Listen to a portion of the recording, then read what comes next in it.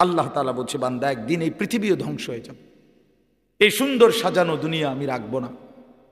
একটা কথা আল্লাহ তাআলা একবার বলে নাই, বারবার বলছে।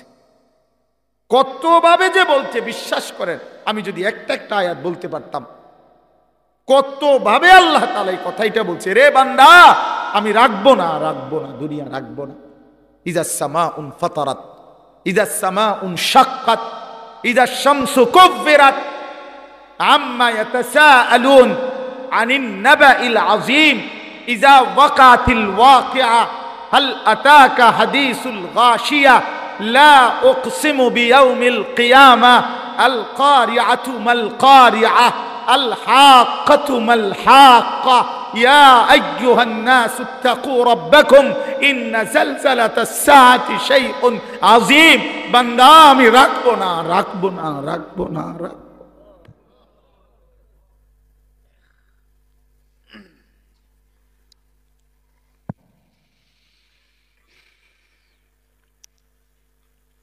আল কারিআতু মাল কারিআ, আল্লাহ তাআলা বলেন একদিন একটা বিকট ধ্বনি হবে, এমন বিকট ভয়ানক আওয়াজ আর কেউ কোনোদিন শুনে নাই। মাল কারিআ, বলো তো সেই বিকট আওয়াজটা কি? ওমা আদরাকা মাল কারিআ, আল্লাহ নবীকে বলছে, বন্ধু আপনি কি জানেন সেই বিকট ধ্বনিটা কি? আল্লাহ তাআলা বলেন সেই ধ্বনিটাই হলো কিয়ামতের ধ্বনি। ইসরাফিল ফু দিবে, আর আমি আল্লাহ তাআলা এই গোটা কায়নাত একসাথে ভাঙতে থাকবো, ভেঙে চুরে ফেলবো। তখন কি আওয়াজ হবে? আচ্ছা বাপ, একটা 10 তলা বিল্ডিং যদি মাইন দিয়া বোমা দিয়া উড়াইয়া দেয়, কি পরিমাণ আওয়াজ হয়? একটা ডিস্ট্রিক্ট ট্রাক, এই যে রাস্তার ট্রাক, লরি, এগুলোর চাক্কা বড় বড়, এই ডিস্ট্রিক্টের চাক্কা যদি ব্রাস্ট হয়, কি পরিমাণ আওয়াজ হয়? 1 কিলো পরিমাণ, তাইতে শোনা যায়, বোঝা যায় এটা ডিস্ট্রিক্ট চাক্কা ফুটছে। একটা ডিস্ট্রিক্ট ট্রাকের আওয়াজ এমন। একটা বিল্ডিং ভাঙলে কি পরিমাণ আওয়াজ হয়? ঢাকা শহরের সবগুলো বিল্ডিং যদি একসাথে ভাঙ্গা পড়ে, আওয়াজটা কেমন হবে চাচা? বিকট কি আওয়াজ হবে। হিমালয় পর্বতটা যদি ভেঙে পড়ে যায়, চুরচুর হয়ে যায়, কেমন হবে? তো আল্লাহ তাআলা বলেন, বান্দা এবার ভাবো তো, 7 আসমান আমি আল্লাহ একসাথে ভাঙ্গা ফেলবো, আওয়াজটা কেমন হবে? ইযাস সামাউন ফাতারাত, আসমান ভেঙে ভেঙে পড়বে, চুর চুর হয়ে পড়বে, কাচের মতো ভাঙতে থাকবে। ইদাল কাওয়াকিবু তাসারাত, কোটি কোটি তারকারাজি খসে খসে পড়বে। মনে করেন এই লাইটগুলো সব একটা একটা করে ভাঙতেছে, কেমন হবে? এই লাইটগুলো, এখানে এই ছোট্ট প্যান্ডেলের এই লাইটগুলো যদি ভাঙতে থাকে, বলো না বন্ধু, যদি এই স্টেজ এখন ভাঙতে থাকে, তেরফালগুলো ছিটতে থাকে, বাঁশের খুঁটিগুলো যদি পড়তে থাকে, আর এইটুকু জায়গায়, তখন আমাদের চিৎকার চেঁচামেচি কি পরিমাণ হবে? হ্যাঁ, এবার বলেন বন্ধু, আসমান ভেঙে পড়বে, তারকা ভেঙে পড়বে। অজুমিয়া শামসু ওয়াল কামার, সূর্য চন্দ্র এক হয়ে যাবে। ফাইদা বারিকাল বাসার, মানুষগুলোর চোখে ধাঁধা লাইগা যাবে। আল্লাহ বলছে ধাঁধা লাইগা যাবে, ভেবা চেকা খাইয়া যাবে। মানুষগুলো চিৎকার করে বলবে, হায় হায় বন্ধু, আসমান ভেঙে যায়, জমিন ভেঙে যায়, পাহাড়গুলো উড়ে যায়, সাগর নদী শুকায় যায়। কি পরিমাণ হাহাকার পড়বে। ইয়াউমা তারাউনাহা তাদহালু কুল্লু মুরদিআতিন আম্মা আরদাত, আল্লাহ বলেন যে মা কোলের বাচ্চাকে দুধ পান করাইতেছিল, ইসরাফিল ফু দিলে জমিনের এই ভাঙচুর যখন শুরু হবে, পৃথিবীতে যখন ভূমিকম্প হবে, আল্লাহর কসম, কোরআনে আল্লাহ বলেন বন্ধু, মা তার আপন কোলের বাচ্চা ছুঁড়ে ফেলে দিবে। অতাদাউ কুল্লু দাতি হামলিন হামলাহা, যে মায়ের পেটে গর্ভবতী নারী, সন্তান পেটে 9 মাসের 10 মাসের, মা এইভাবে চিৎকার দিয়ে দৌড় শুরু করবে, গর্ভের বাচ্চা নিজে নিজেই পড়ে যাবে। আল্লাহর কসম, এটা কোরআনের আয়াত।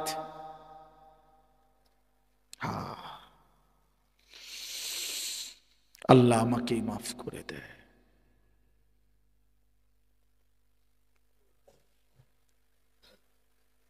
একবার দুইবার না, রং তামাশায় খুব ডুবা গেছো তোমরা ছেলেরা। তো এই হাতে ধরা মোবাইল থাকলে দিল, অন্তরের ভাবনাটাই থাকে মোবাইলের প্রতি। এটার মধ্যে উঠতেছে কিনা, সুন্দর হচ্ছে কিনা, আওয়াজ ক্লিয়ার কিনা, পুরা জায়গাটা উঠলো কিনা, ইত্যাদি ইত্যাদি। মানে এইটাই বারবার মনে হয়। তো এতে করে বেচারার নিজের কোনো ফায়দা হয় না। দ্বিতীয় আরেকটা সমস্যা হলো, একদম সাথে যেই 2-3 জন বসে তাদের নজর বারবার ওই মোবাইলের দিকে যায়। ফলে ওই বেচারারাও, ওই মানুষরাও আল্লাহর কথা মনোযোগ দিয়া শুনতে পারে না, ক্ষতি হয়। এজন্য এটা খুব গুরুত্বপূর্ণ। যথাযথ আন্তরিকতা জিন্দিগি বদলায়, জীবন পরিবর্তন হওয়া, এটা হলো বড় বিষয়। কথার প্রতীক একটা ওয়াজ হইল, শুনলাম, এরপর আমি তো আমার মতোই, আমার আর বদলাবে কে, পাল্টাবে কে? আমি যেখানে যে অবস্থায় আছি এতেই আমি তৃপ্ত। তাহলে এটা তো কোনো জিন্দিগি না ভাই, এটা খুব গুরুত্বপূর্ণ। আমি যদি মোটেই নিজের মধ্যে কোনো প্রেরণা অনুভব না করি, অনুভূতি নাই, তাইলে লাভ হলো কি?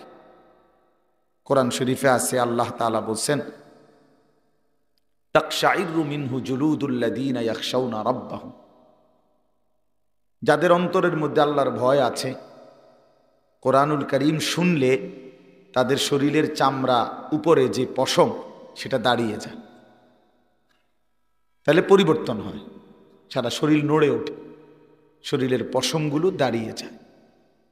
মানুষ বলে অনেক সময় যে কথাটা বলতে গিয়া, শুনতে গিয়া শরীরের পশমটি দাঁড়ায় গেছে, বলে না এমন? আল্লাহর কোরআন এমন হওয়ার কথা। আল্লাহ তাআলা বলছেন, সুম্মা তালিনু জুলুদুহুম ওয়া কুলুবুহুম ইলা যিকরিল্লাহ। আল্লাহ তাআলা বলেন, ইমানদারের হালাত হলো কোরআন শুনলে তার দিল এবং তার সারা দেহ আল্লাহ তাআলার স্মরণের দিকে ঝুঁকে পড়ে। কোরআনের আসর হওয়ার কথা এমন। তো এটা যদি কোনো আসরই না পড়ে, আমার হৃদয়ের মধ্যে যদি কোনো প্রভাবই না ফেলে, কি শুনলাম? কি শুনলাম বলে? হাদিসের মধ্যে আছে, রাসূলুল্লাহ সাল্লাল্লাহু আলাইহি ওয়াসাল্লাম সাহাবায়ে কেরামের সামনে ওয়াজ করলেন। সাহাবীদের অবস্থা কি হলো? জারাফাত মিনহাল উয়ুন ওয়া ওয়াজিলাত মিনহাল কুলুব। সাহাবী বর্ণনা করেন, নবীজির বয়ান শুনে আমাদের সকলের চোখ থেকে পানি ঝরতে লাগলো এবং আমাদের অন্তর আল্লাহর ভয়ে কাঁপতে লাগলো। এই যে ওয়াজের আসর, প্রভাব, এটাই ছিল প্রভাব। কোরআন শরীফে আছে, ওয়া ইযা সামিউ মা উনজিলা ইলার রাসূল তারা আয়ুনাহুম তাফীদু মিনাদ দামঈ মিম্মা আরাফু মিনাল হক। আল্লাহ তাআলা বলেন, বন্ধু, আপনার সাহাবীদেরকে দেখেন, আপনার উপরে যে কোরআন নাজিল হয়েছে সেটা যখন আপনার জবান থেকে তারা শুনে, তো তাদের সকলের চোখ দিয়ে অঝরে পানি ঝরতে থাকে। কোরআন শরীফের আয়াত। আল্লাহ তাআলা বলছেন, সাহাবায়ে কেরামের চোখ দিয়ে আল্লাহর কোরআন শুনলে পানি ঝরতে থাকে। তাহলে সামান্যতম যদি কোনো মানসিকতাই না আসে, বিবেক না জাগে, অনুভূতি না জাগে, তো আমি কি শুনলাম? কি ফায়দা হইল আমার? বছরের পর বছর আমি একই মিথ্যা, একই অন্যায়, একই খামখেয়ালির উপরেই রইলাম। তো আমার জিন্দিগির শেষ কোথায়? আমার গন্তব্য কোথায়? আমি ফিরব কোথায়? কোরআনুল কারীমের মধ্যে আছে, আল্লাহ তাআলা বলেন, আফা হাসিবিতুম আন্নামা খালাকনাকুম আবাসান ওয়া আন্নাকুম ইলাইনা লা তুরজাউন। বান্দা, তোমরা কি এই ভেবেছো যে আমি আল্লাহ তোমাদেরকে অনর্থক বানিয়েছি? এবং তোমরা কি এই মনে করেছো যে তোমাদেরকে আমি আল্লাহর কাছে ফিরতে হবে না? কি ভাবছো?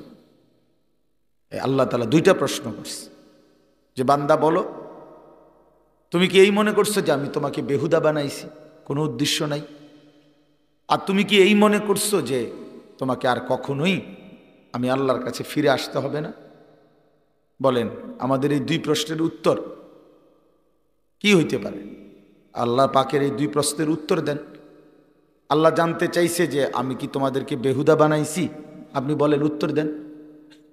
কথা বলেন না কেন? বেহুদা বানাইছেন আল্লাহ তাআলা, এটা বুঝছেন তো না? স্বীকার করেন তো এই কথাটা না? তো এবং এ কথাও আল্লাহ জানতে চাইছে তোমরা কি এই ভেবেছ যে আমি আল্লাহর কাছে তোমাদেরকে ফিরতে হবে না? কি ভাবছেন এটা? ফিরতে হবে না? তাইলে এবার মরেন, এবার হিসাব করেন যে এই আলোকে আপনার পরিকল্পনা কি? এতটুকু কি বুঝলেন যে আমার যেহেতু আল্লাহ, আমি যেহেতু বুঝলাম আমাকে যেহেতু আল্লাহ তাআলা বেহুদা বানায় নাই, কেন বানাইলেন?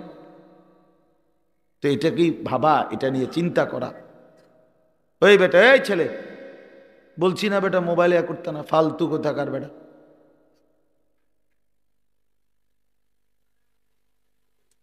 আবার হাসে। তো বলেন, আপনি হিসাব মিলান। এটুকু বুঝা দরকার। কোরআন শরীফে আছে ইন্না খালাকনাল ইনসানা মিন নুতফাতিন আমশাজ নাবতালিহি। আল্লাহ তাআলা বলেন আমি মানুষকে স্বামী স্ত্রী উভয়ের মিশ্র বীর্য থেকে, উভয়ের বীর্য একত্র করে সৃষ্টি করেছি। কেন? নাবতালিহি, পরীক্ষা করার জন্য। আখিরাতে আমার বান্দা জান্নাতে যেতে চায় না জাহান্নাম, এই পরীক্ষার জন্য। নাবতালিহি, আপনি মনোযোগ দিয়ে শুনেন, ভালো হবে, তাহলে সময়টা কাজে লাগবে।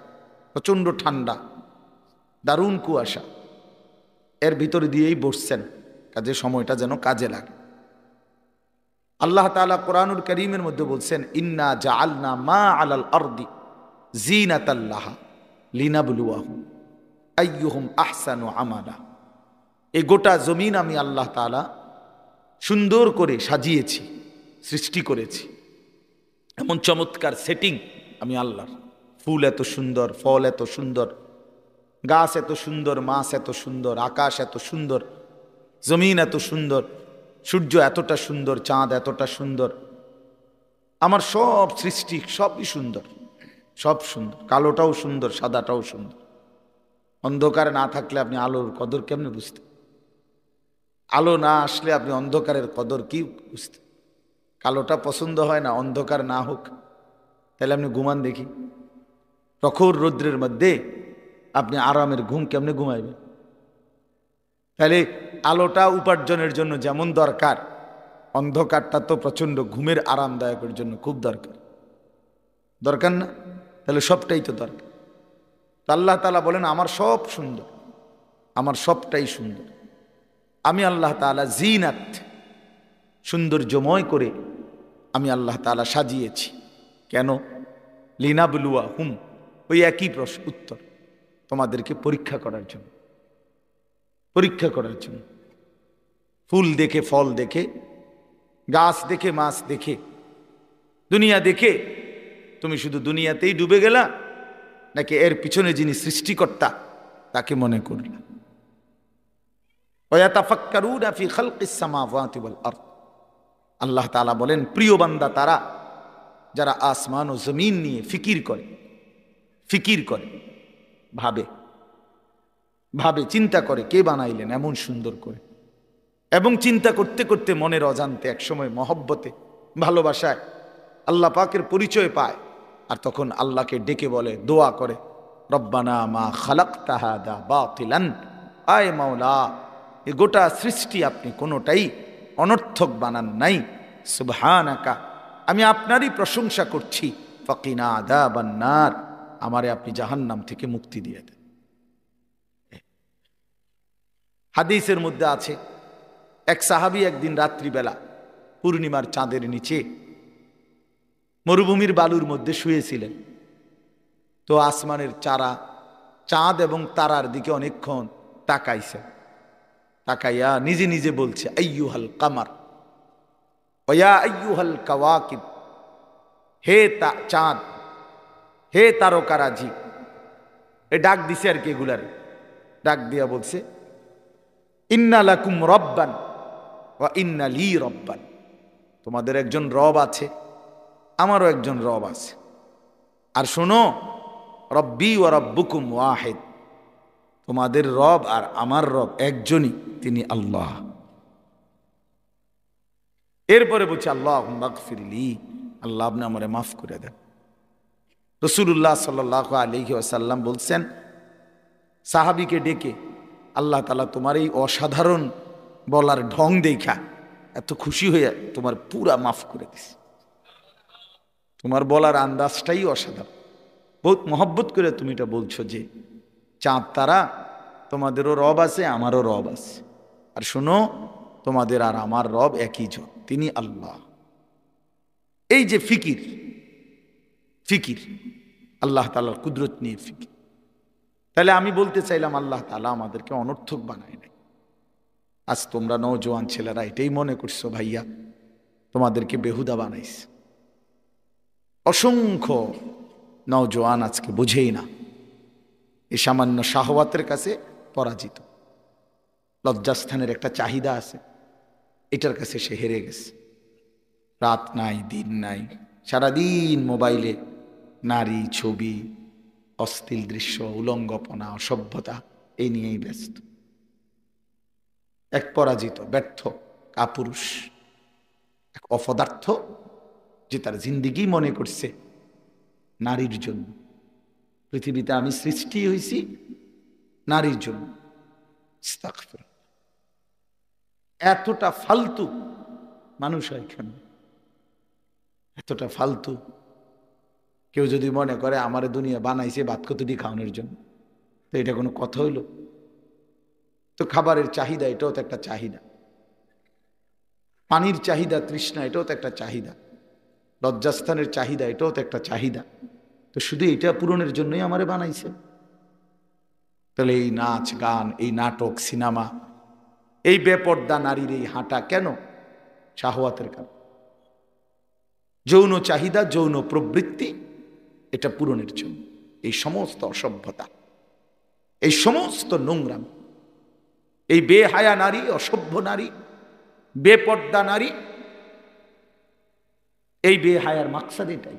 এই সমাজ নষ্ট করে দাও, মানুষের চরিত্র বরবাদ করে দাও, মানুষের আখলাক বরবাদ করে দাও।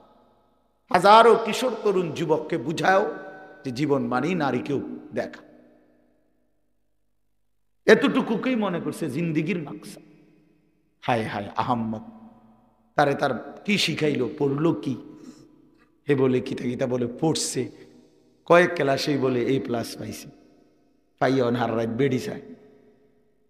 ফালতু কথা, অপদার্থ। এটা কোনো কথা হইল বেটা? এ কোনো জিন্দিগি হলো? যে চাহিদা আল্লাহ তাআলা দিয়েছেন সেটা পূরণের স্বাভাবিক বৈধ হালাল ব্যবস্থা আল্লাহ তাআলা রাখছেন। তৃষ্ণা আল্লাহ দিছেন, তো তার জন্য পবিত্র পানি তো আল্লাহ তাআলাই দিছেন। ক্ষুধা আল্লাহ তাআলা দিয়েছেন, তো তার জন্য হালাল খাবার তো আল্লাহই দিছেন। তো লজ্জাস্থানের চাহিদা আল্লাহই দিয়েছেন, তো সেটা পূরণের জন্য হালাল স্ত্রী আল্লাহই ব্যবস্থা রাখছেন। সেটা যথাসময়ে মিলে যাবে। এটার জন্য কুত্তার মতো অনেক কি আছে, হারাদিন জেনে মাই হইত বেড়ি হইত, এটার ফিসে ফিসে কুত্তার মতো হাঁটে কতগুলো। ওই কি রে, আয় হায় রে হায়ওয়ান, হায় রে জানোয়ার, তো এই জন্য বানাইছে তোরে খোদা?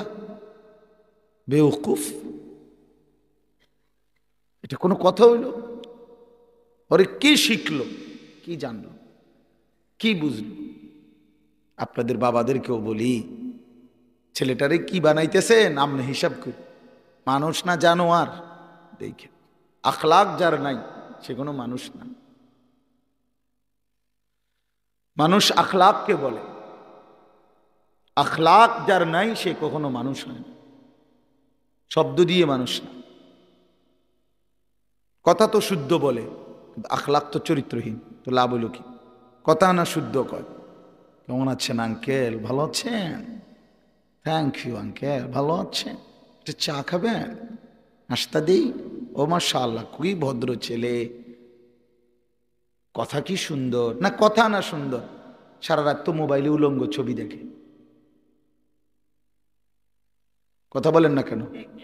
পেশাব করে তো পানি নেয় না, দাঁড়াইয়া মুতে।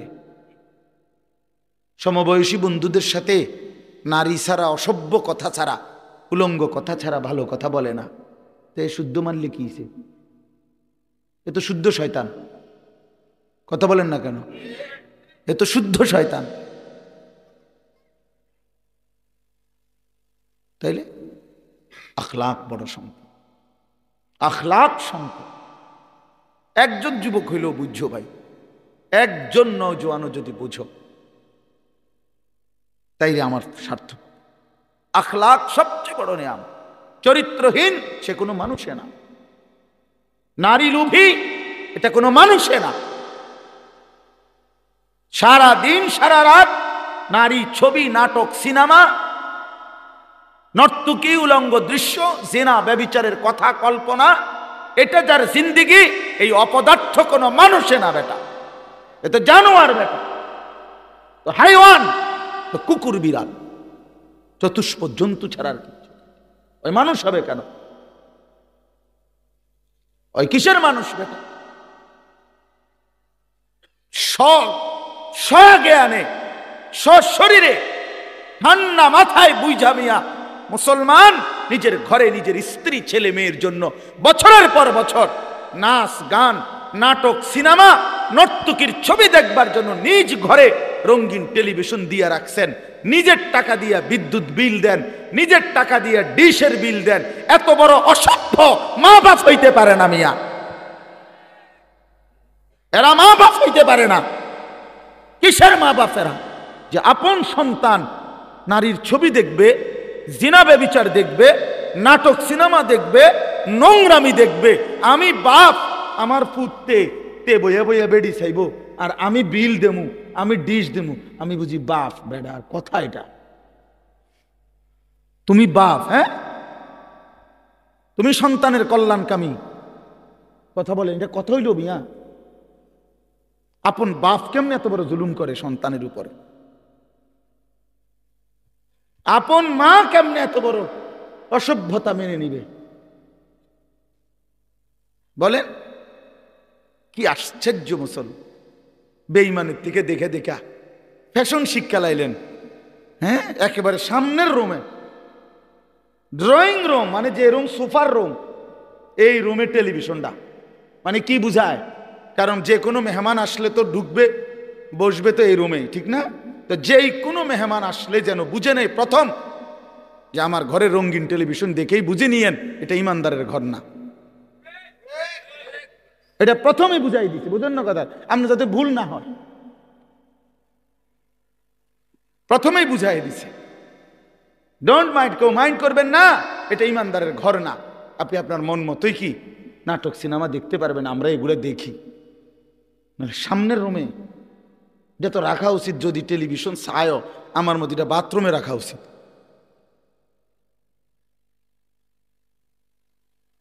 টয়লেটের ভিতরে রাখা উচিত, তাহলে ওইখানে আর অন্য কোনো মানুষ যাবে না।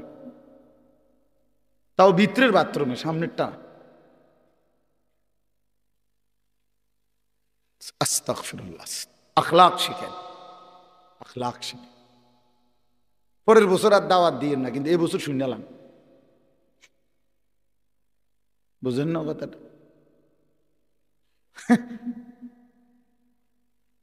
পরের বছরের চিন্তা বাদ, এবারে শুনে। শহীদ ভাই তো ওইখানে বইয়া কয় সামনের বছরের কথা। আমি আর এই বছর ওয়াজে হইছে না, হে সামনের বছর লইয়া ব্যস্ততা। আল্লাহ আমাদেরকে মাফ করে দেন। আমার ভাই, বুঝতে শিখি আমরা, আখলাক বড় সম্পদ।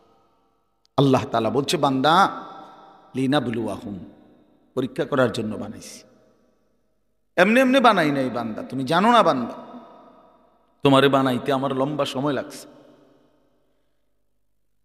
10 মাস না, না 10 মাস না, 10 বছর না, কত লম্বা সময় দুনিয়া আল্লাহ আমাকে বানাইতে লাগছে, এক আল্লাহ ছাড়া কেউ জানে।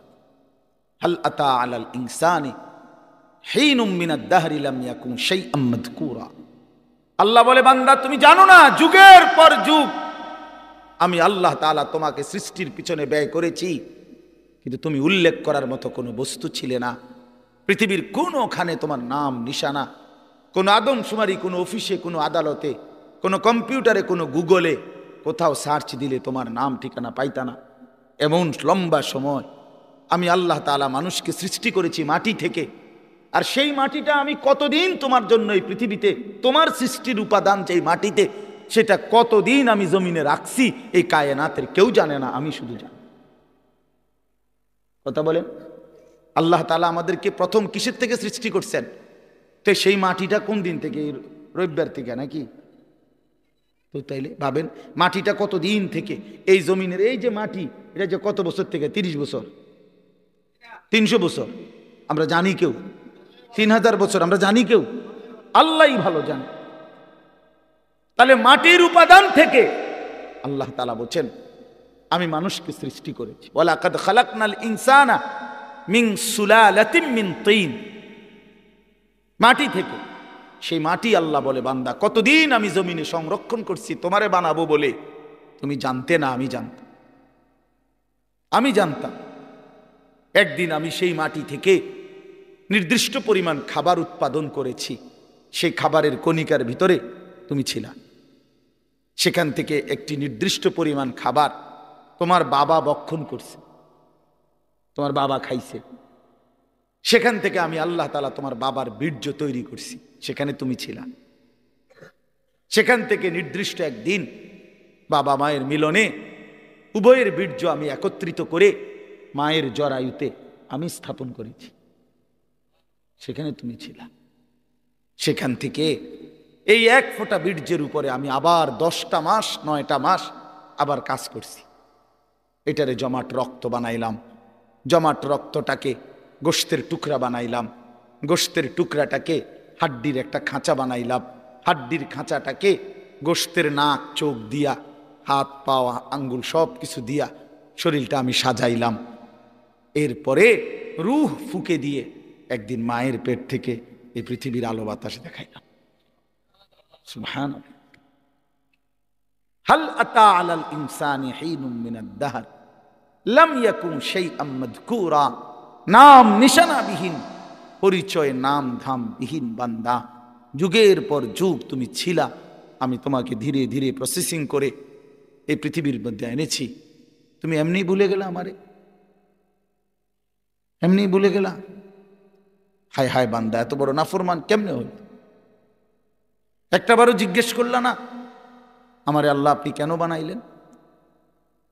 ওয়া নুকিররু ফিল আরহামি মা নাশাউ ইলা আজালিম মুসাম্মা, কোরআন শরীফে আছে। আল্লাহ বলেন মায়ের জরায়ুতে আমি আমার ইচ্ছা মতো, আমার পছন্দ মতো একটি নির্দিষ্ট সময় আমি আল্লাহ তাআলা মানব সন্তানকে রেখেছি। সুম্মা নুখরিজুকুম তিফলান, অতঃপর আমি আল্লাহ একদিন তোমাকে একটা শিশু, তিফল, তিফল মানে শিশু, শিশু এক বাচ্চা হিসাবে মায়ের পেট থেকে বের করেছি। সুম্মা লিতাবলুগু আশুদ্দাকুম, অতঃপর ধীরে ধীরে ওই দুর্বল বাচ্চা শরীরটার মধ্যে শক্তি মজবুত করতে থাকছি। হ্যাঁ, আস্তে আস্তে আস্তে আস্তে আগাইতে থাকছ। এরই মধ্যে অমিনকুম মান ইউতাওয়াফা, এই শক্তি হইতে হইতে কিশোর তরুণ যৌবন থাকতে থাকতে অনেককে মৃত্যু দিয়ে দিছি, আর অনেককে এই নিতে নিতে আবার কিছুদিন ছিল শক্তি, আবার দুর্বল করতে করতে অমিনকুম মান ইউরাদ্দু ইলা আরদালিল উমর, একটা সময় কাউকে কাউকে একেবারে বৃদ্ধ, দুর্বল, অক্ষম বয়স বানায়। আল্লাহ তাআলা বলে সবটা আমি করেছি বান্দা, আমি করেছি, পুরাটা কার্যক্রম আমি করেছি। তুমি ভেবে দেখো। আচ্ছা আপনারাই ভাবেন না, ছেলেরা ভাই তোমরাই ভাবো ভাই, ছোটবেলার যে কোলের বাচ্চা, ওই যে পিচ্ছি পিচ্ছি হাত আসিল, ছোট ছোট দুর্বল, নিশ্চয়ই এখন যাদের 16 বছরের হাত, এগুলো তো আগের ঠিক খুললেই তো নতুন ডি লাগাইছে, ঠিক না? আল্লাহ, এখন যারা বুড়ো হয়ে গেলেন চাচা, আপনার যে জোয়ান কালে যে শক্তিশালী হাত ছিল এটি খুলে লাইছে না? না, এটাই এটা সেই বাচ্চাকালের হাত, এটাই আজ যৌবনকালের হাত ছিল, আজকে সেটাই বৃদ্ধকালের হাত হয়েছে। আল্লাহ তাআলা বলেন একই অঙ্গে এই বৈচিত্র্যময় কাজটা আমি করেছি, তো তুমি আমারে ভুলে গেলা কেন? একটা বার ভাবলা না, হায় আমি তো এক দুর্বল বাচ্চা ছিলাম, আমি তো সবল হইলাম, আজ আমি আবার দুর্বল হইলাম। হায় হায় আমার ইচ্ছা ছাড়া, আমার সিদ্ধান্ত ছাড়া, আমার পরিকল্পনা ছাড়া কে আমারে দুর্বল করে দিল? আমি ছিলাম তো সবল, আমি তো চোখে পরিষ্কার দেখতাম বন্ধু, এখন আমি চশমা ছাড়া ছোট লেখা দেখি না, আমি কোমরে কোনোদিন ব্যথা অনুভব করি নাই, এখন আমি সারা দিন কোমরে ব্যথা পাই, আমি কোনোদিন গলায় ব্যথা বুঝি নাই, ঠান্ডা কি জিনিস আমি বুঝি নাই, আমি প্রচন্ড শীতের মধ্যেও ঠান্ডা বোতল আপনার 7 আপ কোক এরকম ওয়াজে ঠান্ডার মধ্যে ওয়াজ শেষ করে আস্তা বোতল ফ্রিজের আমি এক সময় খাইতাম, সেই আমি প্রচন্ড রৌদ্রের মধ্যে গরমের মধ্যেও ঠান্ডা কিছু এখন আর খাই না, আমার গলা আটকায়া যায়। কে আমারে এমন দুর্বল বানায় দিল? আমি তো চাই নাই বাপ, আমি তো চাই নাই। আমি আজকেও ডাক্তারের সাথে কথা বলছি, চোখের ডাক্তার, যে এই সপ্তাহে আগামী মঙ্গল বুধবার আমারে দেখে দেওয়ার জন্য আরেকবার, যে আমার মনে হইতেছে আমার চশমার পাওয়ার আবার বাড়াইতে হবে, আরেকটু বাড়াইতে আর মনে হইতেছে।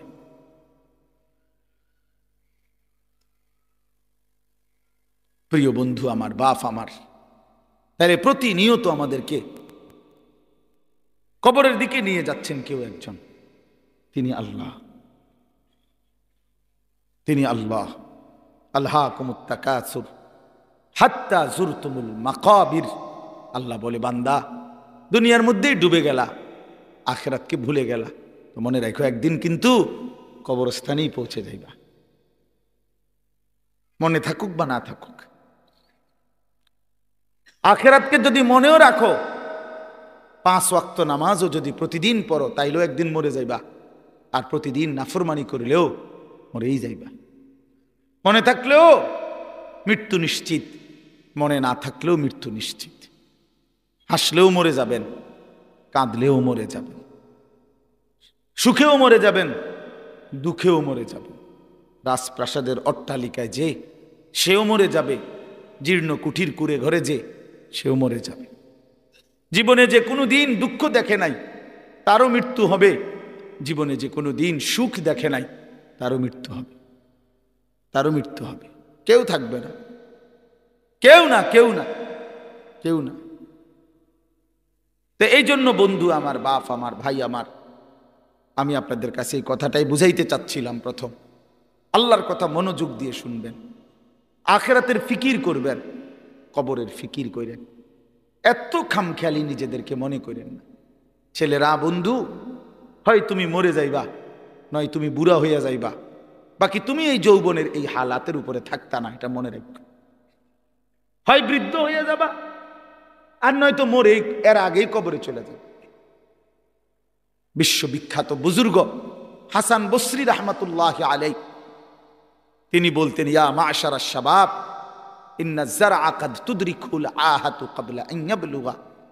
তিনি যুবক দেখলে বলতেন, যুবক মনে রাখো, সব ফুল সব ফল পরিপক্ক হয় না, পাকে না, এর আগে ঝরে যায়। এটা উনি বলতেন, এর আগে কি ঝরে যায়। একটি গাছের, আম গাছের যতগুলো মুকুল বের হয়, বইল মুকুল, এ সবগুলোই তো আম হয়, বলেন না? বলো যুবক ভাই, বলো না, সব আম হয় না, সবগুলো ছোট আম যে কয়টা হয়, এ সবগুলোই কি বড় হইয়া পাকে? ঝরেই যায় বেশি, ফুল ঝরে যায় বেশি, ছোট ছোট আম এগুলো ঝরে যায় বেশি, টিকে অল্প কয়টা। তো তিনি বলতেন যে ঝরে যায় বেশি, কিশোর তরুণ যুবক এই অবস্থাতেই ঝরে যায় বেশি, মরে যায়। এই কোরআন শরীফের আয়াতও তো আল্লাহ এটা বলছে, অবিনকুম মান ইয়াতাওয়াফা। শক্তি আসতে আসতে, পৌঁছতে পৌঁছতে, বৃদ্ধ হওয়ার আগে আগেই অনেককে আমি আল্লাহ মৃত্যু দিয়ে থাকি, আর কাউকে বৃদ্ধ চূড়ান্ত বুড়া পর্যন্ত পৌঁছে। এই গত 1 সপ্তাহ হয় নাই, 1 সপ্তাহ হবে, আমার আপন মামি মারা গেছে, আমার বড় মামি। আমি গেছি জানাজায়। তো আমার খালারা, আমার সব খালাতো ভাই বোন আত্মীয় স্বজন বলা যায় সব আসছে মামির জানাজায়, আমরাও ছিলাম। তো আমার মেজো খালা, এই খালা একদম বয়স্ক, তো আমার বোনেরা আছে, সবাই বলতেছে আমরা তখন এই বাড়িতে প্রায় 70-80 জন কিশোর যুবক যুবতী ছেলে মেয়ে, আমরা নানার বাড়িতে। এই অবস্থায় আমার বোনেরা বলতেছে ভাই খালা, এই খালাই আমগো আর শেষ মুরব্বী, বুড়া বয়স্ক আছে, হে বুড়ি শুধু আর নাই। তাহলে এই বাড়িটার মধ্যে যেই মুহূর্তে 70-80 জন কিশোর নওজোয়ান, তখন বুড়া মাত্র একজন, শেষ বুড়া। এমন ব্যবধান হইল কেন? 70x1 হবে কেন?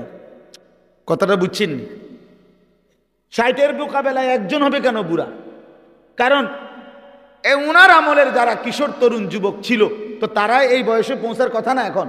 তো তাহলে এই হিসাবে তো আপনার যদি যুবক হয় 60 জন, তো বয়স্ক তো কমপক্ষে 30 জন হইবার কথা, 40 জন হইবার কথা, তারা কই?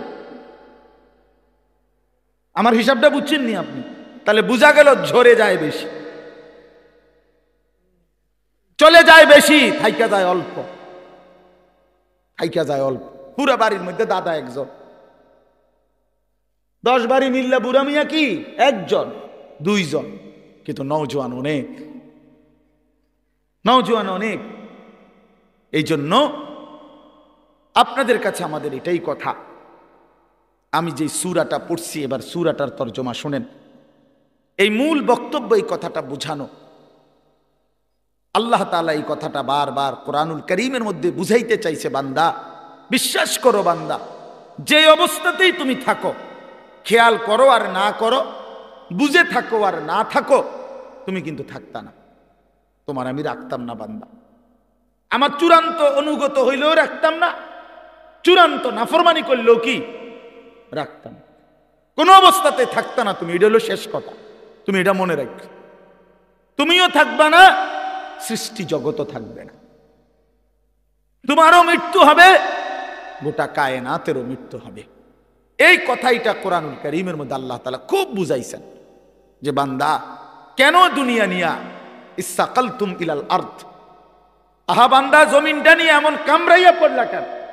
ইসসাকালতুম অর্থ এইটা মানে কামড়াইয়া ধরা না। আমি যাইতাম না, বাচ্চা যেরকম অনেক সময় ধরে না, আমি যাইতাম না, এতে এমন ভাবে ধরছে যে এতে আর সরানো যায় না। ছাগল যেভাবে খোঁট দেয়, ছাগলের খোঁট দেওয়া বুঝছেন? ছাগল যে এরকম পাও দিয়া খোঁট দিলে বাপরে বাপ, আরেক ছাগল দিয়েও এতে সরান যেত নাই। বহুত আমার জীবনে একবার ছোট বোন, ওই চানলা, ব্রনফারা চানলা একটা জায়গা আছে, এই চানলা আমার বোন বিয়ে দিছি, ছোট বোন। তো কোরবানির ঈদের সময় মায় 2 দিন আগে আমারে কইছে যে টাকা দিছে, চানলার পাশে একটা জায়গা আছে 60 বাজার, ওইখান থেকে খাসি কিনা দিতাম, মানে বোনের শ্বশুরবাড়ি কিনা দিতাম আর ঈদ কোরবানি উপলক্ষে। তা আমি বোনের শ্বশুরবাড়ি গিয়ে তালুইরে নিয়া বলছে চলেন একটা খাসি কিন তালুই। তো চালুই বয়স্ক মানুষ, খাসিটা কিনার পরে আমি হাবড়ারে কইলাম তালুই অল্প দূর রাস্তা, 60 থেকে আর চানলা যাইতে নাই তো 10-15 মিনিট 20 মিনিট লাগবে, আরও আগের কথা। ওই সময় আমি কামেলে পড়ি, 2003 সাল বা 4 সাল এরকম হবে। তো আমি হাঁটাই এই নিয়ে যেতে পারবো ছাগল, এটা আপনি রিস্কা দিয়ে যান, আপনি বয়স্ক মানুষ। আহা, আমার 14 গোষ্ঠীর কোনো পাপের কারণে আমি এটা ধরছি। আমি শেষ পর্যন্ত অজরে মানে কাইন্দাই দিছি।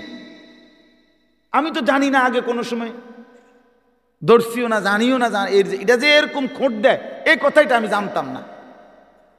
কি পরিমাণ কষ্ট করে বিশ্বাস করেন এটা আনছি, এই কদ্দুর জায়গা বাড়িতে আইনা আমার বোনের ধর, মাই কইছে তোর খাসি রে ধর, তোর খাসি তো, এটা যে তার হাতে দিছি, বোনের কইছি ধর, এটা ধর যা, এ কইয়া যে আইসা লাইছি, ভাতও খাইছি না, জিদ দে। তাইলে কি বোঝা গেল? এইভাবে খোঁট দিয়া ছাগলের খুঁটির মতো আল্লাহ বলছি সাকালতুম ইলাল আরদ, হায় বান্দা এভাবে বুঝি জমিন আঁকড়াইয়া ধরবে। এভাবে জমিন আঁকড়ায় ধরলাম। আর রাদিতুম বিল হায়াতিদ দুনিয়া মিনাল আখিরা। এবার আল্লাহ বলে, বান্দা তাহলে কি তুমি আখিরাতের বিপরীতে দুনিয়ার এই জীবন পেয়ে খুশি হয়ে গেলা? যথেষ্ট তো খুশি? এক সেট সোফা সারবে তো? খালাস। 6টা টেবিল, 6টা চেয়ার, একটা ডাইনিং টেবিল, খুশি তো? যথেষ্ট। 2টা ওয়াল শোকেস, 4টা খাট, 4টা তোষক, প্রতি ঘাটে 2টা করে বালিশ, 8টা বালিশ, চায়ের কাপ 1 ডজন, ভাতের প্লেট 1 ডজন, নুনের বাড়ি 4টা, আর 4 বাথরুমে বদনা 4টা। আর কি? কয় টাকার মাল? নাই তো 50 লাখ টাকার মাল ঘরে? এত হবে না।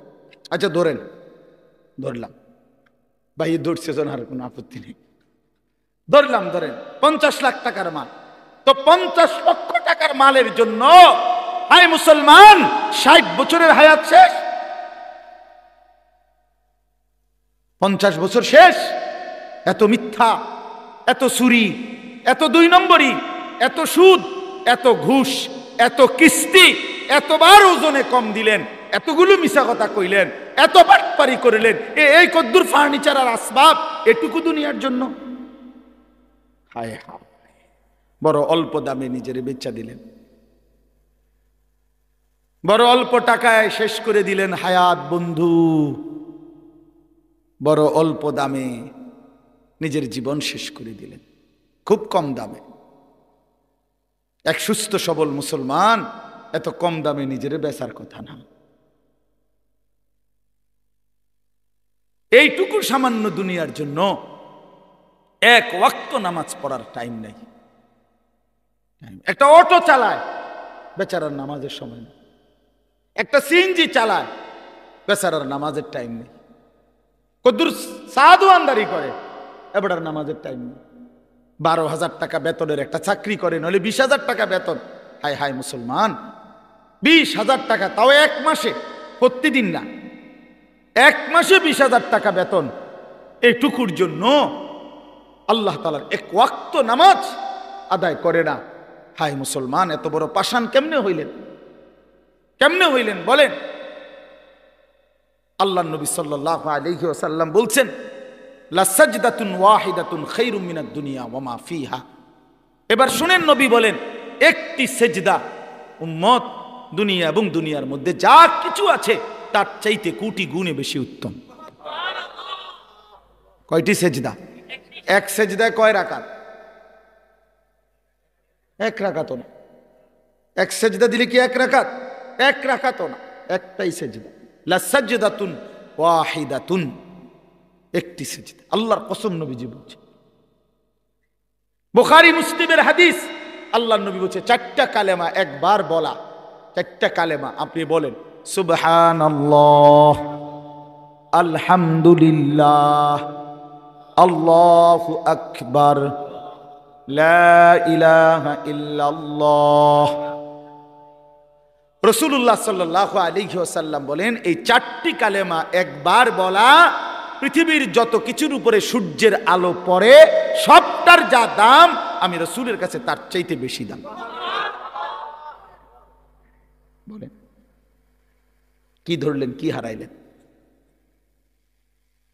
কি হারাইলেন? 1 ওয়াক্ত নামাজের মূল্য কত? ফজরের 2 রাকাত সেজদার মূল্য কত? রাসূলুল্লাহ সাল্লাল্লাহু আলাইহি ওয়াসাল্লাম বলছে, রাকাআতুল ফজরি খায়রুম মিনাদ দুনিয়া ওয়া মা ফিহা।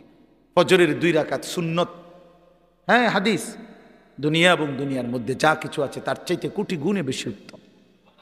তো ফজরের ফরজ 2 রাকাত,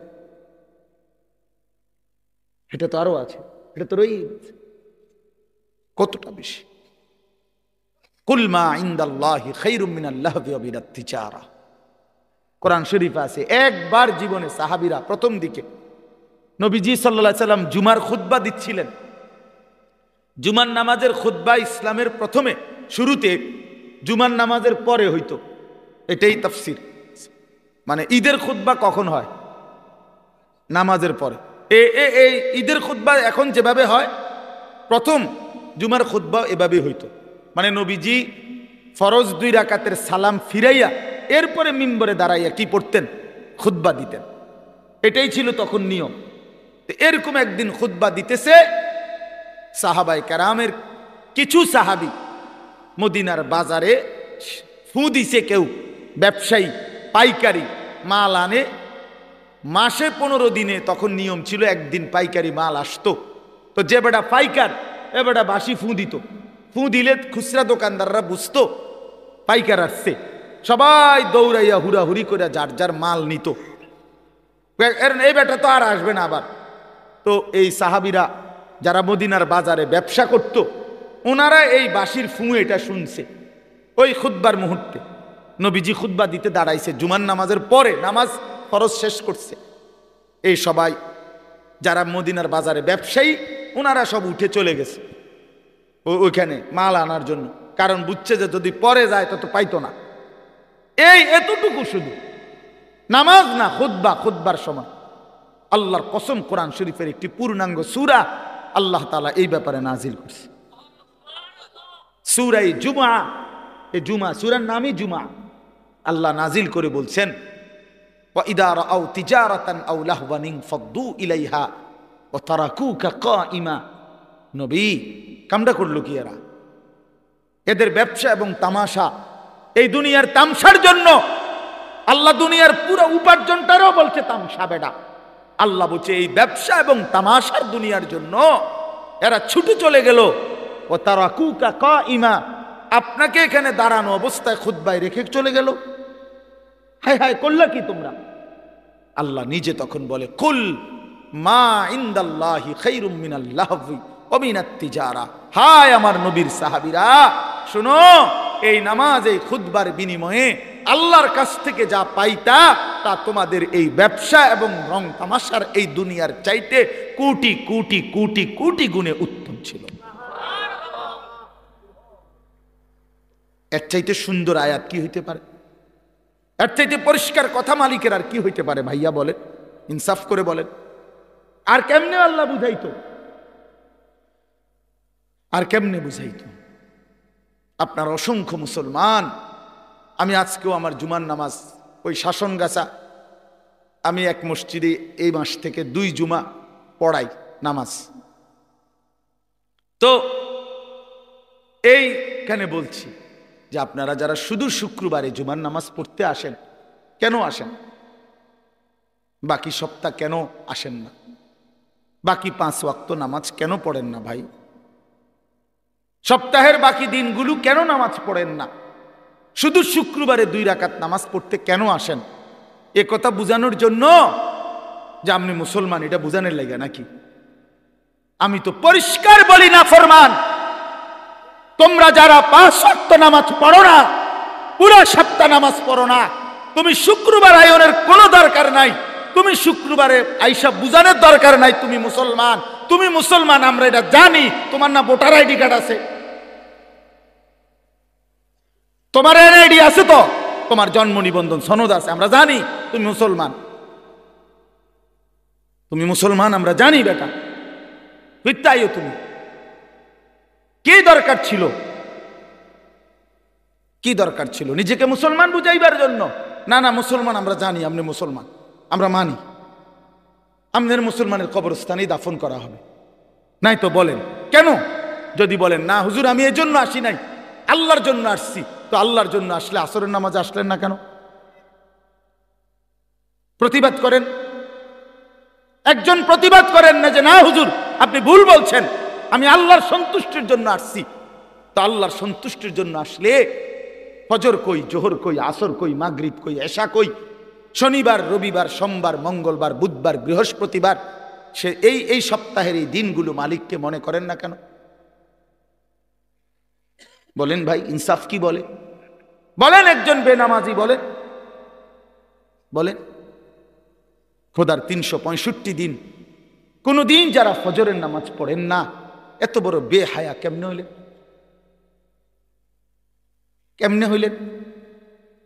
এই যুবক ভাই, তোমরা যারা কখনোই ফজরের নামাজ বছরের কোনো দিন পড়ো না, তুমি এত বড় নির্লজ্জ, মুসলমানের ঘরে এত বড় বেয়াদব কেমনে হইলা? বলো, এখন প্রতিবাদ করো। মুসলমানের ঘরে এত বড় বেদ্দপ কেমনে হইলা? এত বড় গাদ্দার মুসলমানের ঘরে হইলা কেমনে? তোমার আল্লাহ নাই, তোমার রসুল নাই, তোমারে কেউ বানায় নাই, তোমারে কোথাও যেতে হবে না, তুমি মরতা না, তোমার কোনো হিসাব নাই, তোমার কোনো আমল নামা নাই। কি মনে করছো তুমি?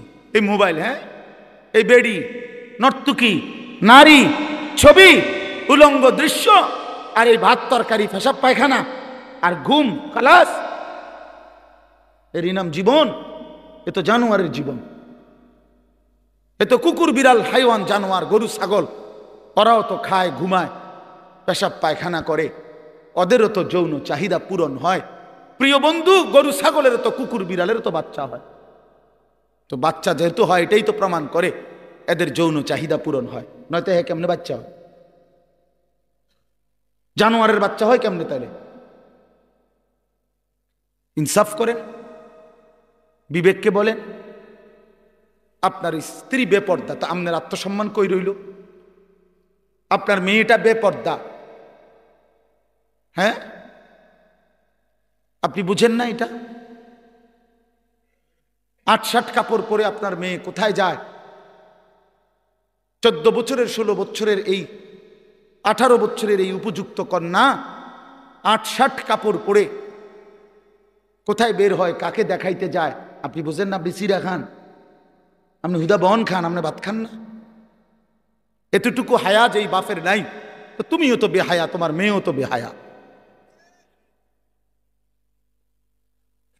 যে স্ত্রী বেহায়া, স্বামীও বেহায়া, স্ত্রীও বেহায়া, দুইজনেই তো বেহায়া বেটা তোমরা। বলে আত্মসম্মান থাকলে, আত্মমর্যাদা থাকলে, পৌরুষ থাকলে, আমি বাইচা থাকতে আমার বউ বেপর্দা হবে বেটা, তো আমি বাইচা রইলাম কেন? আমি বাইচা থাকতে আমার মেয়ে বেপর্দা, তো আমি বাপ কিসের? আবার আমার বাপ কিসের? আমি স্ত্রী সন্তানের মধ্যে যদি দিন না থাকে, বিবি বাচ্চার যদি আখেরাত না থাকে বন্ধু, তো আল্লাহ তাআলা আমাদেরকে সংসার কেন দিলেন? পরিবার কেন দিলেন? স্ত্রী সংসার কেন দিলেন আমাদেরকে? যে নারী থেকে এত কিছু ভাবে উপকৃত হইলেন 40 বছর, সেই নারীকে এভাবে জাহান্নামের হাতে ছেড়ে দিলেন, এভাবে ছেড়ে দিলেন। ফিকির করেন, সিদ্ধান্ত করেন, কেমনি কি করবেন, ফয়সালা করেন। এই পৃথিবীতে প্রত্যেক মানুষের সামনে যখনই যে কোনো সমস্যা তৈরি হয়, সে তো প্রতিটা সমস্যার সমাধানের জন্য কোনো না কোনো কৌশল বের করে না? তো এর জন্য বাইর করেন, আপনি বুদ্ধি বাইর করেন, আপনি পরামর্শ করেন যে হুজুর আমার স্ত্রী বেপর্দা, আমি কি করতে পারি? আমার মেয়ে বেপর্দা, আমি কি করতে পারি? আমার ছেলে কোনো দিন ফজরের নামাজ পড়ে না, আমি কি করতে পারি? কোনো সমাধান নাই? ইসলামে কি কোনো সমাধান নাই? আল্লাহর কোরআনে কিছু নাই এ ব্যাপারে? তো আছে, তো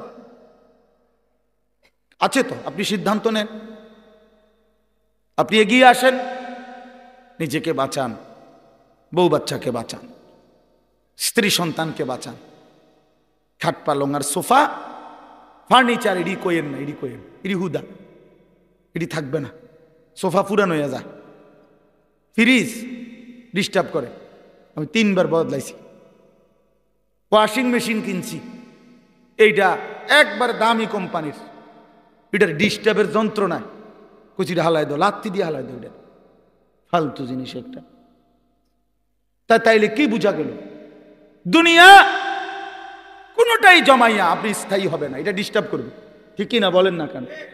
তো শুধু শুধু শুধু শুধু বললেন কেন, করলেন কেন? বাথরুমের প্লাস্টিকের দরজা এডি শুধু ভেঙে যায়, বলেন ঠিক না? এই যে প্লাস্টিকের দরজা যত জায়গায় দেখবেন, সিটকারি ভাঙ্গা, নাহলে এন্দিয়া গুদ্দুর ভাঙ্গা, এন্দিয়া সিটকারি লাগে না, সদর বদর। তো দুনিয়া তো একটা ফালতু জিনিস। 4 কোটি টাকার বড় লোকের বাড়িতে আমি গেছি, ডুপ্লেক্স বাড়ি, বাথরুমের দরজার সিটকারি নাই। সিটকারি আছে মানে ওই বল্টুটা নাই, শুধু এই জিডার মধ্যে সিটকারিটা লাগায়, এই কদ্দুর জায়গাটা নাই। কারণ আমি বসুন কেমনে? এই বাথরুমে আমি বসলে কেউ যদি দরজাটা ঠেলা দেয়, বলেন শেষে বালতির মধ্যে পানি দিয়া বালতিটারে দিয়ে দরজা ঠেলা দিছি, তারপরে বসছি। দুনিয়া ধোকা না বলেন? ধোকা, দুনিয়া ধোকা, এই আসবাব ধোকা, ধোকা বন্ধু, ধোকা। আমি খোলামেলা বললাম এই জন্য, আপনি ভেবে দেখেন ধোকা। আপনি কতবার পাল্টাইছেন দুনিয়া? আপনার ঘরের সামান আপনি কতবার পাল্টাইলেন? আপনার বিবির ওই পাউডার শুনু তারে বলেন, এই বেপর্দা নারী, এই পাউডার ফেয়ার এন্ড লাভলি লাগাইয়া 1 ঘন্টা সাইজা গেলা, আবার যে তুমি আইসা এগুলা ধুইয়া লাইতেছ, নিজেই হালাই দিতেছ নিজের পাউডার, নিজের পাউডার ফেয়ার এন্ড লাভলি এগুলো নিজেই ধুইয়া সব মুছে ফেলে দিলা, তো তুমি কি বোঝো না একবারও এগুলো ধোকা? আসল হইলে তো তুমি রাইখা দিতা।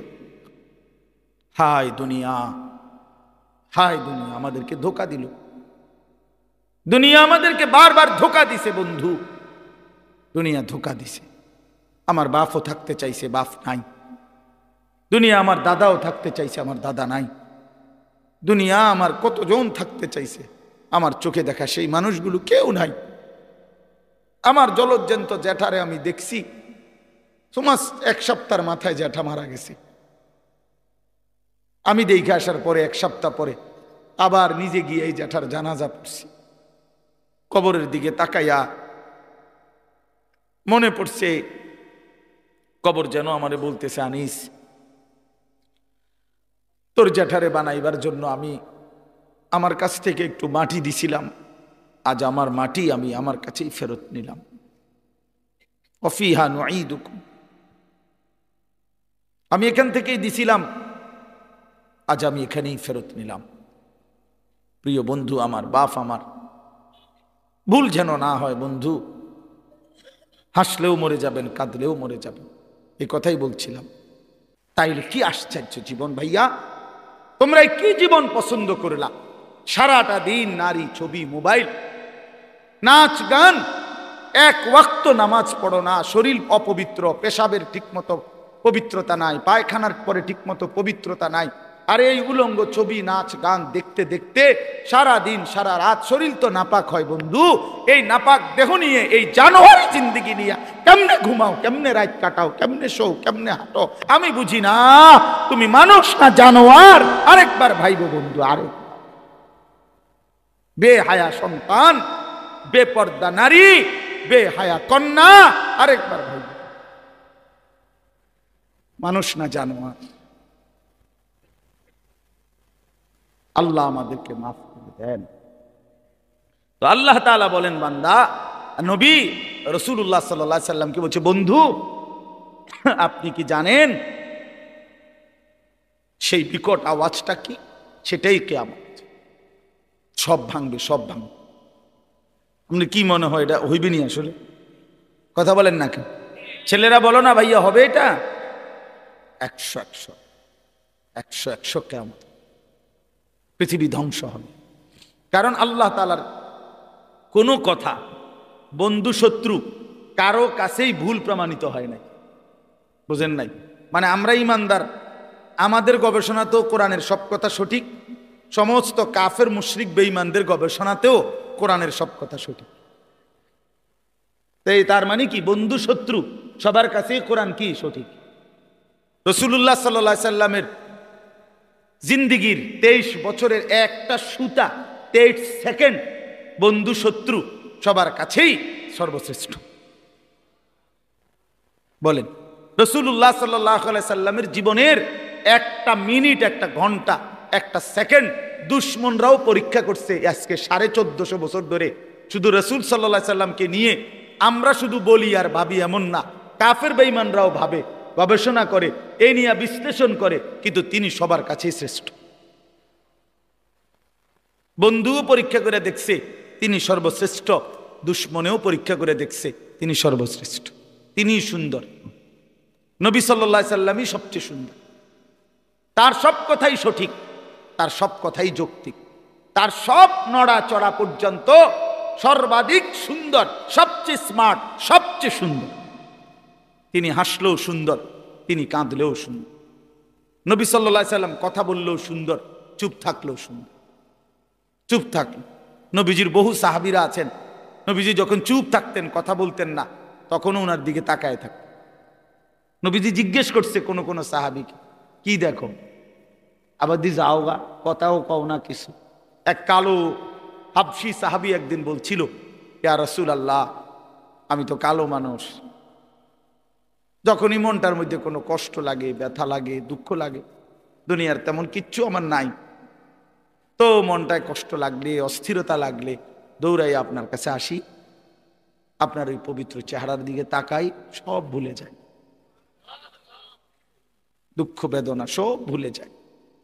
তো এখন কেন আসছো? বলছি, ইয়া রাসূলুল্লাহ, আজকে একটা কথা বলতে মন চাচ্ছে। এই সাহাবী, তাফসিরে আছে সূরা নিসা, এই কালো সাহাবী বলছি, ইয়া রাসূলুল্লাহ, আজকে একটা কথা বলতে চাই। বলছে, বলো। বলছে, এখন তো আমি যত সাধারণই হই না কেন, এই দুনিয়ায় তো আপনারে দেখে দেখে আমার কলজা ঠান্ডা করি, দিল ঠান্ডা করি। হাসরের ময়দানে তো আপনি চলে যাবেন অনেক ঊর্ধ্বের জান্নাতে, আর আমারে যদি আল্লাহ জান্নাত দেয়ও, দিব সাধারণ যে কোনো একটা জান্নাতে দিতে পারে, আমনের লগে তো আর দিত না, আপনি তো অনেক ঊর্ধ্বের, আপনি চলে যাবেন। এখন আমার জানার বিষয় হলো, আমি যদি জান্নাতে গিয়া আপনারে না দেখি, খোদার কসম নবী, ওই জান্নাতে থাইকেও তো আমি আরাম পাইতাম না।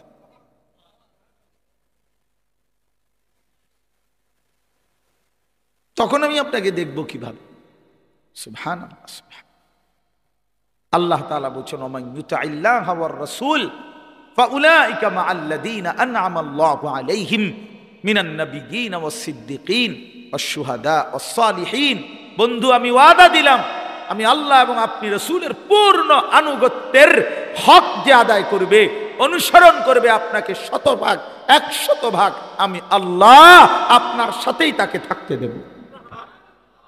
কেমনে আমি বুঝ করবো? আপনি ওরে কইয়া রাখেন।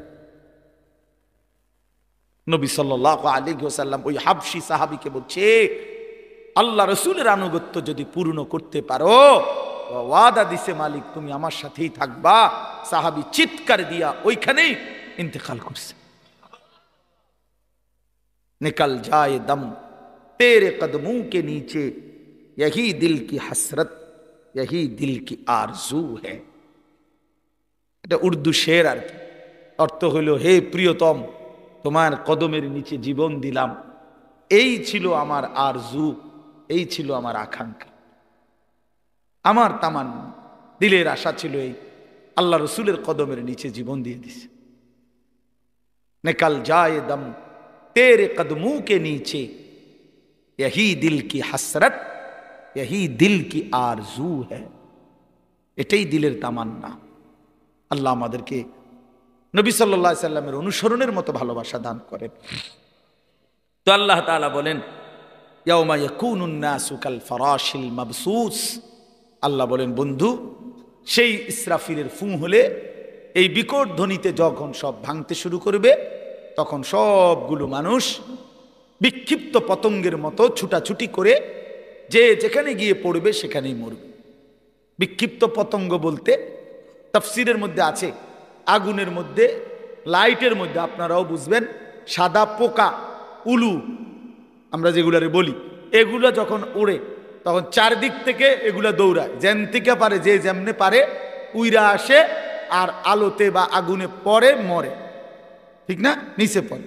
তো আল্লাহ তাআলা বলেন, ইসরাফিল যখন ফু দিবে, পৃথিবী যখন সব কিছু ভাঙতে শুরু করবে, মানুষগুলো এরকম বিক্ষিপ্ত পতঙ্গের মতো যে যেদিকে পারে ছুটাছুটি শুরু করবে, আর ছুটতে ছুটতে, দৌড়তে দৌড়তে যে যেখানে গিয়ে পড়বে, দম পড়ে যাবে, মনে করুন পড়ে যাবে, ওইখানেই মরবে, ওইখানেই নিচে কবরে চলে যাবে। কেউ কাউরে দাফন করতে পারবে না। কারে দাফন করবে? কে দাফন? আপনার স্বাস্থ্য ভাই হেঁটে তো দৌড়ায়, বোঝেন না আপনার কথা? আপনার স্বাস্থ্য বাহিনী আপনার দাফন করবে, ওই তো আরো আগে দৌড় দিচ্ছে, ওই গিয়ে সান গিয়া চক বাজার ফার হয়ে কান্দির ফার, সবে তো দৌড়াইতেছে, বুঝেন নাই? তো কাজে কেউ কাউকে কি করবে না, দাফন করবে না, বরং মানুষ ছুটতে ছুটতে যেখানে পড়বে ওইখানে নিচে চলে যাবে। অতাকুনুল জিবালু কাল ইহনিল মানফুস।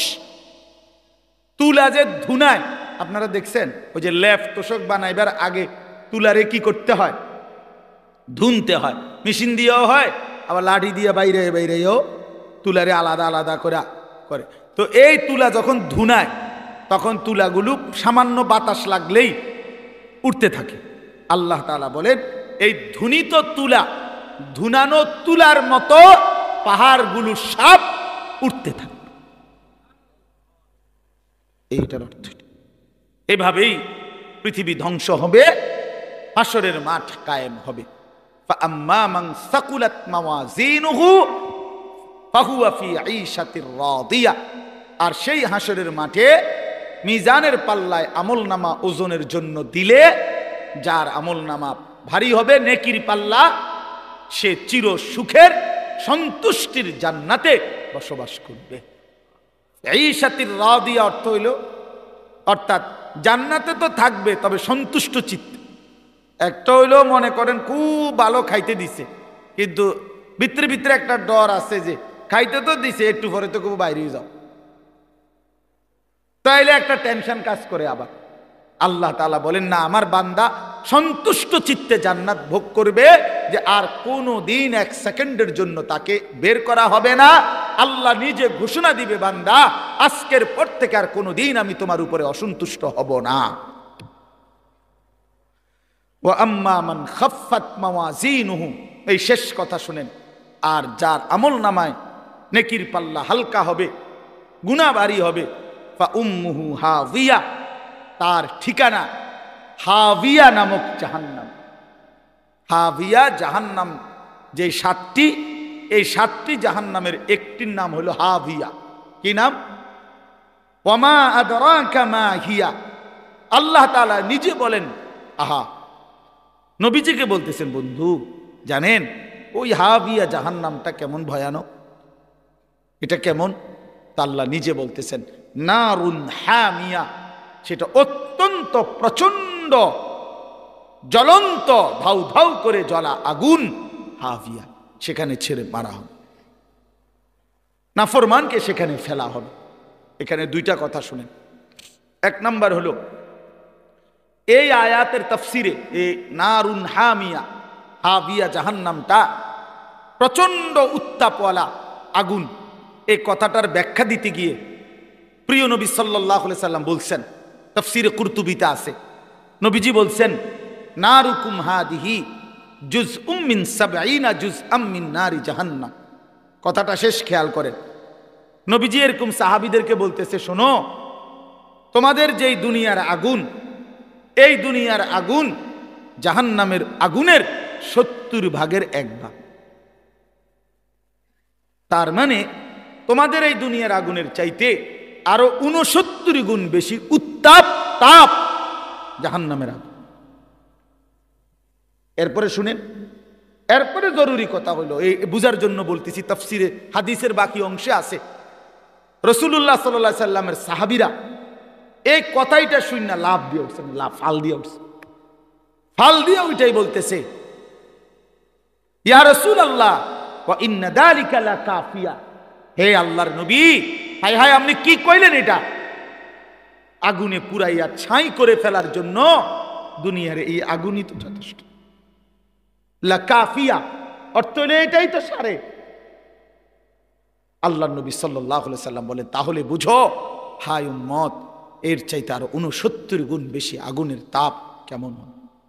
এই আগুন যদি তোমাদের কাছে এমন মনে হয়, আমি কুমিল্লা মেডিকেল কলেজে একবার, এই কুসাইতলি, জীবনে একবার একজন আগুনে পোড়া লোককে দেখতে গেছিলাম, আমার পরিচিত।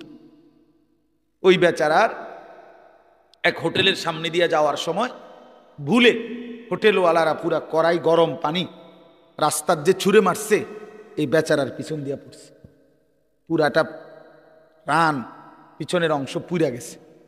আমার পরিচিত লোক, এক সময় মাদ্রাসায় পড়ছে উনি, ওনার আমি দেখতে গেছিলাম এই মেডিকেল কলেজ। আল্লাহর কসম, আমি জীবনে কোনো মানুষের চিৎকার এর চাইতে ভয়ানক আমি আর দেখি। ওই আগুনে পোড়া মানুষটারে তখন নার্স তার এই পোড়া চামড়া এগুলো টাইনা টাইনা উঠাইতেছিল, ড্রেসিং করবে। ভাইয়া সেই যে কি পরিমাণ চিল্লাইছে,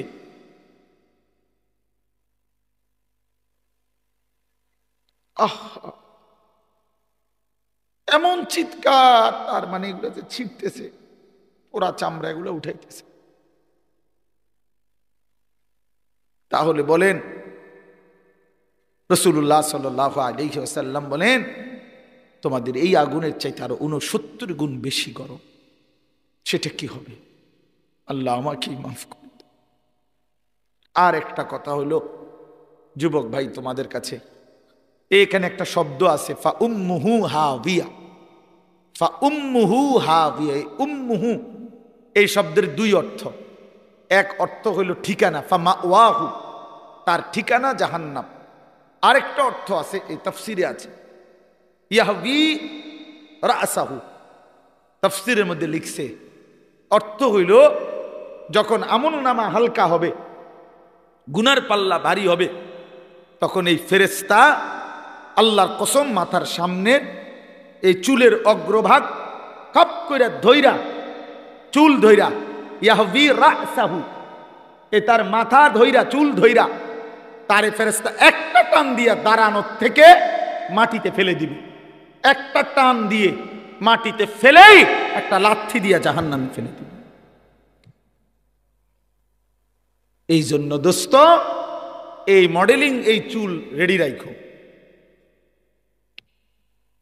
এই যে পাঙ্কু চুল, এই বাহারি চুল রেডি রাখো হাসরের ময়দান পর্যন্ত, যাতে করে জাহান্নামের ফেরেশতা ধরতে সুবিধা হয়, ধরতে সুবিধা। কার থেকে দেখা মুসলমানের নওজোয়ান এই চুল শিখলা? কার থেকে দেখা? কার থেকে দেখা? ইহুদির মডেল, খ্রিস্টানের মডেল, হিন্দুর মডেল, বৌদ্ধের মডেল, নাস্তিকের মডেল, মুরতাদের মডেল, আল্লাহদ্রোহী দুশ্মনের মডেল ছাড়া আর কি এগুলো? তার মানে ওরা তো নিজেই জানে ওদের ঠিকানা জাহান্নাম। তো জাহান্নামীদের সাদৃশ্য যার, তো তার চুল তো এমনই হবে, তার চুল তো এমনই হবে। এটা তো এতটুকু বোঝা উচিত, এতটুকু তো বোঝা উচিত। কোরআন শরীফে আছে, মেয়ে এখন দেখাই, এই যে আল্লাহ তাআলা বলছেন ইন্নাল্লাযীনা কাফারু। ওই ভাই শুনতেছেন আপনারা? ইন্নাল্লাযীনা কাফারু মিন আহলিল কিতাবি ওয়াল মুশরিকিনা, নিশ্চয়ই যারা আহলে কিতাব ইহুদি খ্রিস্টান বেঈমান এবং যারা মুশরিক তাদের সকলেই ফি নারি জাহান্নামা খালিদিনা ফিহা। হ্যাঁ ওমাইটা কোরআন শরীফের আয়াত, ঠিক নি মানে ঠিকের উর্ফি দিয়ে কিতা আরোহিটা কর। এটা কিসের আয়াত? কোরআন শরীফের আয়াত। ফি নারি জাহান্নামা খালিদিনা। আরো রইছে ভাইয়া, এই আরো রইছে উলাইকা হুম শাররুল বারিয়া। আল্লাহ তাআলা বলেন ওদের ঠিকানা হবে চিরস্থায়ী জাহান্নাম, আর ওরাই হলো শাররুল বারিয়া, আল্লাহর সৃষ্টির সর্বনিকৃষ্ট জীব, সর্বনিকৃষ্ট শাররুল বারিয়া, শাররুল বারিয়া। এজন্য জামাতে, লেবাসে, পোশাকে, চেহারাতে, চুলে, সামনের দিক দিয়া, চুলের দিক দিয়া, শরীরে, পোশাকে মনে রাখেন বেঈমানের সাদৃশ্য যারা ধারণ করে আছেন নিজের হিসাব মিলাইয়া নিয়েন। দুইয়ে দুইয়ে 4 হয়, 4এ 4এ 8 হয়, 8 দুগুণে 16। বুঝেন নাই নাকি? 2 2 6 এমনি মিলাইয়েন, হিসাব মিলাইয়েন। উলাইকা হুম শাররুল বারিয়া, ওরা সর্বনিকৃষ্ট জীব। আল্লাহ সমস্ত কাফের সর্বনিকৃষ্ট। আল্লাহ আমাদেরকে বুঝ দান করেন। আল্লাহ তাআলা আজকের এই মাহফিল কবুল করে নেন। চলেন ফিকির করি, আখিরাতকে বিশ্বাস করে, কবরকে ভয় করে, পরকালের চিন্তাকে মাথায় রেখে আমরা প্রত্যেকে ইনশাআল্লাহ জিন্দেগি সাজাবো। বলেন ইনশাআল্লাহ। যুবক ভাই নামাজ পড়ো, নামাজ পড়ো। ভাইয়া আমার নামাজ, ভাই নামাজ পড়ো, বোন নামাজ পড়েন। বাবারা হারাম রোজগার ছেড়ে দেন। আপনারা জানেন না, আপনারা হয়তো অনেকে বুঝতেছেন না। ইনশাআল্লাহ আমরা সারা পৃথিবীর উলামায়ে কেরাম এটা বুঝতেছে, বলতেছে। আগামীর পৃথিবী শুধুই ইসলামের পৃথিবী। হ্যাঁ হ্যাঁ, আগামীর পৃথিবী শুধুই ইসলামের, আগামীর পৃথিবী শুধুই কোরআনের। শুধু বাংলাদেশ না, সারা পৃথিবীতে মজলুমের বিজয়, সারা পৃথিবীতে মজলুমের বিজয়, ইমানদারের বিজয় ইনশাআল্লাহ। 54 বছরের জালেম স্বৈর শাসক ফ্যাসিস্ট অন্যায় রাজত্ব কায়েম করেছিল মুসলমানদের সবচেয়ে গুরুত্বপূর্ণ একটি দেশ সিরিয়াতে। এই সিরিয়ার জালেম বাপ পুত মিলে, দুই জালেম 54 বছর মানুষের উপরে লক্ষ লক্ষ মুসলিম নারীকে বেইজ্জতি করছে, নির্যাতন করেছে, পুরুষদেরকে শহীদ করেছে। ওই জালেম 8ই ডিসেম্বর পলাইছে। জানেন না, নতুন উইকেট পড়ছে 8 তারিখ। 8 তারিখ কি? ইতিমধ্যে 2 উইকেট পড়ছে। 5ই আগস্ট 1 উইকেট পড়ছে, 8ই ডিসেম্বর নতুন উইকেট পড়ছে। এই জন্য 2024 উইকেট পড়ার বছর। 24 সাল বোলিং ভালো হয়েছে, বোলিং 24 সালে বোলিং ভালো হয়েছে, 2 উইকেট পড়ে গেছে ইনশাআল্লাহ, আলহামদুলিল্লাহ। আগামী 3 নম্বর উইকেট আশা করি ইনশাআল্লাহ। নেতানিয়াহু, ইসরায়েলের ওই বেঈমান, এই প্রধানমন্ত্রী ইসরায়েলের নেতানিয়াহু, এই বেঈমানের উইকেটও পড়ে যাবে ইনশাআল্লাহ। দেখেন ইনশাআল্লাহ, দেখবা যুবক ইনশাআল্লাহ, ফিলিস্তিন বিজয় হবে, কালেমার পতাকা উড়বে, ইসরায়েলের কুত্তারা হেরে যাবে ইনশাআল্লাহ। কোন কাউরে, কোন বেঈমানের ধমকে ঘাবড়াইবার কিছু নাই। ওই ভারতীয়দের ধমক আমরা 2 পয়সাও গণার ধরি না। 130 কোটি না বেটা, তুই 230 কোটির মোকাবেলায় আমাদের একজন আল্লাহ, তিনি যথেষ্ট বেটা। হাসবুনাল্লাহ, হাসবুনাল্লাহ বলে, হাসবুনাল্লাহ, আল্লাহই যথেষ্ট। আলু বন্ধ করে দিবে, আলু, পেঁয়াজ তার আব্বার পেঁয়াজ, আলু তার বাফের, পেঁয়াজ তার বাফের, মোদির আব্বার পেঁয়াজ, মোদির বাফের আলু।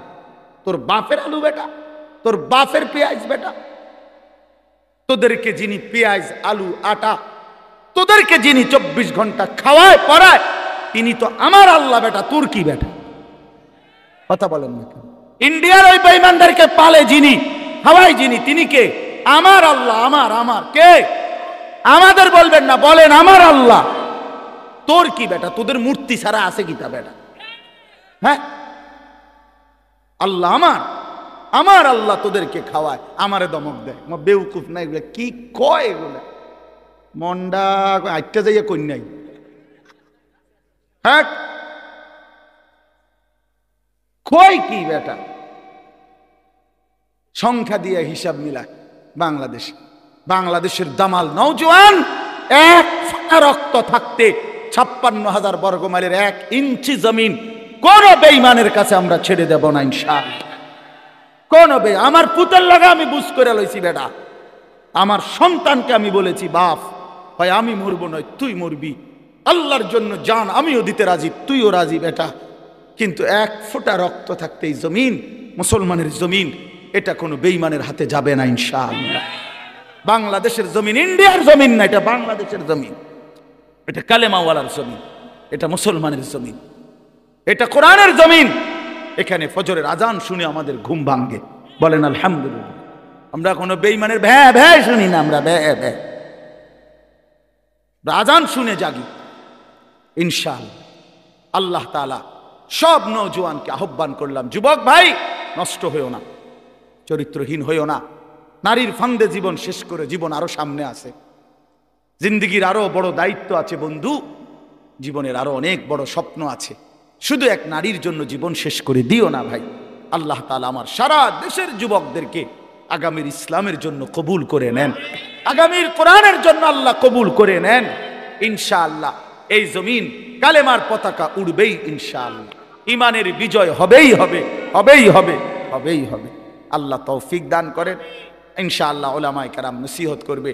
আমাদের আল্লামা মুফতি আমজাদ হোসেন সাহেব অনেক বড় আল্লাহওয়ালা, মুত্তাকি একজন আলেম, সত্যি কথা বিশ্বাস করেন।